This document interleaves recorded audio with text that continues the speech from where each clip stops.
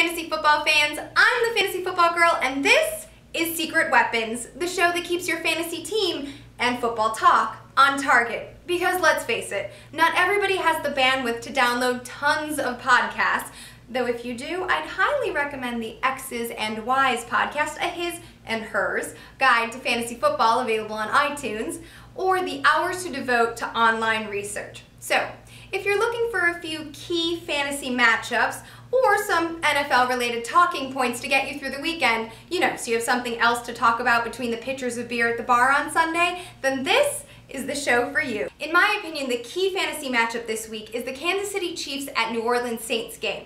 Both teams are an unexpected and disappointing 0-2 with their backs up against the wall.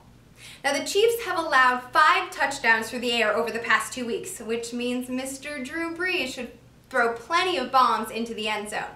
I expect him to rely on Lance Moore, his second receiver, over Marquez Colston, the #1 receiver, because I don't think Colston's going to be able to separate from the Chiefs' corner, Brandon Flowers, as well as he may hope.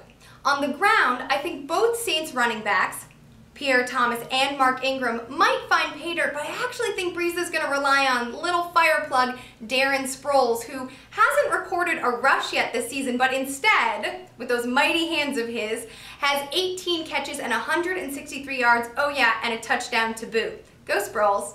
As for the Chiefs, I expect both running backs, Jamal Charles and Peyton Hillis, to exploit the Saints' 32nd rated run defense. Now, it's true that Charles has been banged up with that surgically repaired knee of his, and Peyton Hillis hasn't really performed to expectation. He certainly didn't last week when he fumbled. But the matchup is just too sweet, so I think both these backs are startable with confidence and will bounce back nicely. In the air, I think Castle and Bo will hook up plenty. There is no denying their connection. And with Kevin Boss banged up, I think that Castle might actually also find Tony Moeaki, making the tight end a deep sleeper for Week 3. The Green Bay Packers star receiver Greg Jennings was a limited participant in practice on Friday due to a groin injury.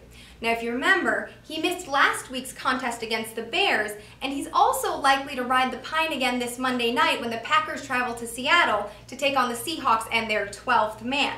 When asked about this injury, head coach Mike McCarthy admitted that he was discouraged at the progress Jennings was making. At the end of this season, Jennings becomes a free agent, which means it might be his last year at Lambeau Field. Now, I don't know if that's likely, but all I can say is that the trade rumors are swirling. Do you know who Alfred Morris is? Did you know who he was a month ago? Well, if not, Alfred Morris is the starting running back for the Washington Redskins, who currently has more rushes than any other rookie in the NFL. Do you want to know how much money he makes? According to Chris Chase of USA Today, Morris took home $90,000 in his past 2 weeks starting in Washington.